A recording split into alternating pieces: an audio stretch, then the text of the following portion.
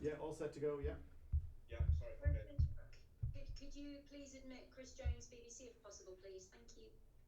So I've tried. He's failing to get in. Like, I don't know what's going on with that. I've tried it 6 times. He's not getting in. No worries, thank you. Okay, Corky, we'll go for it. Yeah, no worries. Andy, it's good to see you again. Can you just quantify how greater the task is going to Paris without your inspirational captain Johnny Sexton, and talk about his absence in terms of taking out France on Saturday?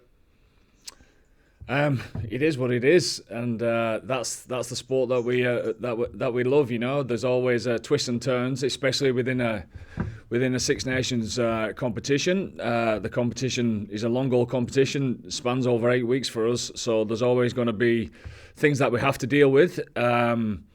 Obviously, Johnny's an important member of our group. Obviously, being skipper of the side. Is integral to how we push forward with many parts of our environment, but at the same time, this isn't just about the group. Johnny will travel with us and be as leading as he possibly can be. But this is about the group. It's a great development for us as a team going forward as well, and we still expect ourselves to be at our best in Paris on Saturday. And in terms of the starting number 10 shirt, it goes on this occasion to Joey Carberry. Did you give a lot of consideration to Joey Carberry or Jack Carthy, or does it matter that Joey Carberry was just going to slot into the starting position? Obviously, we give it consideration, but Joey's been training really well there, as has Jack as well. So Jack comes onto the bench, and Joey gets the opportunity to start. And can you just talk about France and what you're expecting from them at the weekend? I'm expecting both sides to up it a notch or two. I'm expecting both sides to be at the best, and hopefully, we can put in a performance that'll give us a chance for what is, and rightly so, everyone's building this up to be a big game. It's exactly where we want to be, and we want to be at our best. So that's what we're concentrating on. Cheers, man. Thanks. Thank you. Hi, Andy. Just checking the prognosis for Johnny. What's the nature of his injury, and does it look like is he out for a long time? Is he going to miss the rest of the No. He's a small hamstring strain. That's definitely going to keep him out for this weekend. But we don't envisage it being difficult at all. Really, it might be a week to 10 days, something like that. But what we don't want to do is risk anything and make that worse and take him out of the competition completely. So we expect him to be back pretty soon. And just on Joey, it's his first Six Nations start, which is kind of hard to believe. How much confidence do you have in him? Tricky place to go, Paris. So, was it an easy choice for you to make, to put your faith in him? Listen, it's a funny one for me to answer like this, but it's not just about Joey, and it's not just about Joey. Can he handle a big game in Paris? It's about us as a group.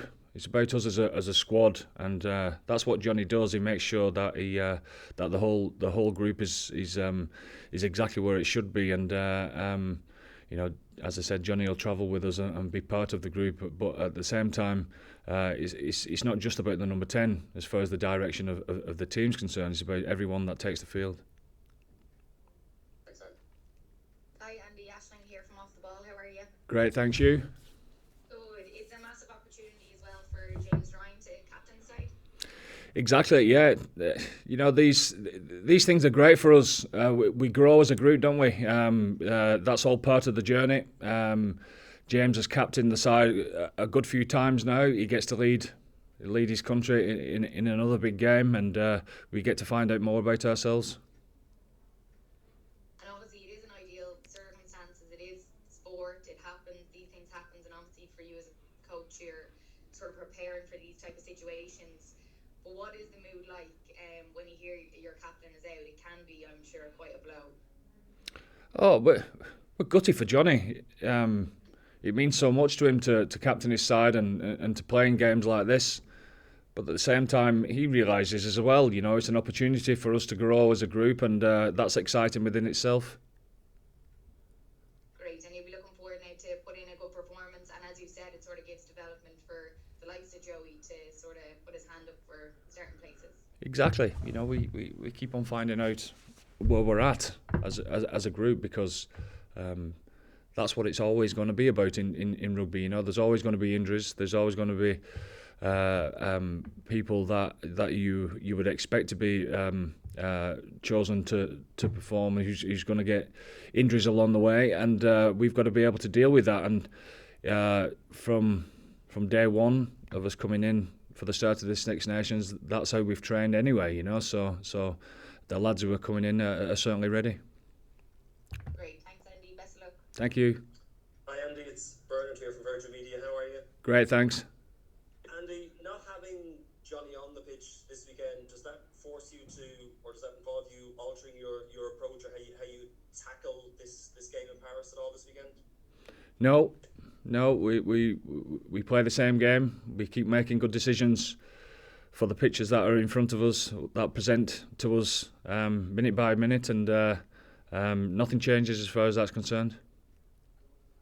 You used words there like, obviously, Johnny, leader, the voice on the pitch. Is this a challenge this weekend for other players, other senior members of the team to step up and take the role that's left by Johnny not being there as that voice on the pitch, if you like?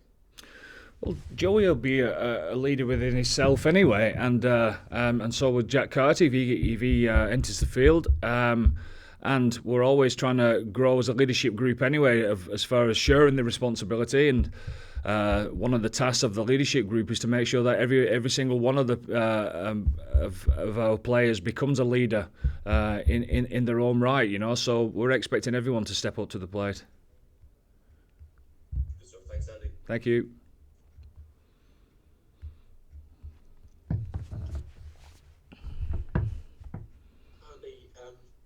Obviously, it's a year now since you last met France, and that was the last defeat you had.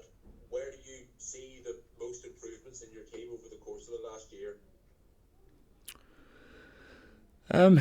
Most aspects of our game, as you would hope, as you would hope that will be the case. So, I suppose learning from those type of experiences is vital for growth, and we get a chance to test where we're at, don't we, on Saturday. And just looking at the French team, they've gone for a 6-2 split on the bench. Do you think that's they're really targeting that physical battle up front? Well, any game of rugby at this type of level is always going to be the same. We know the size of the pack, and we know how good they are set piece wise, etc. And we know how dynamic they are when they get into your 22 as well. So it doesn't really change for us. It's no relevance whether it's a 6-2 split or whatever. There's always a bit of risk with these type of things, but obviously, I suppose there's an element of them having a 6-day turnaround as well, which might have been in their thoughts. Sorry, Andy, the injury that Johnny picked up yesterday in training, was it a running action? Was it a kicking action? How did it come about? He was just training. he was doing a bit of everything. So he had an awareness, and he pulled out of training before anything serious happened. Okay, fair enough. And without Johnny, what gives you confidence that Ireland are still in pole position to pull out a win this weekend? What's been happening in recent days that gives you that this is still mission possible without Johnny involved? Because we're a group. We're obviously not just about one player. It never has been, never will be. And we want to grow as a group, and we'll make sure that we approach every game in that manner anyway. And can you just give an insight to your selection with regard to just holding Robbie Henshaw and Ian Henderson in reserve on the bench rather than putting them back in the starting this weekend? I think the side played pretty well last week. There's a bit of cohesion there. Robbie and Hendy have, obviously not had as much training time as others that have had. Now they're fit and well and had a great week. Back in the thick of things, they're ready to add off the bench. Okay, best of luck with it. Thank you. Thank you. Lads will take the last one in this section. Chris, do you want to try and get in there? Chris, you made it. Yeah, Andy, if you can hear me. Yeah. Hi, Andy. With kind of your defence coach hats on, do you have to come up with any special plans to keep Antoine Dupont in his box?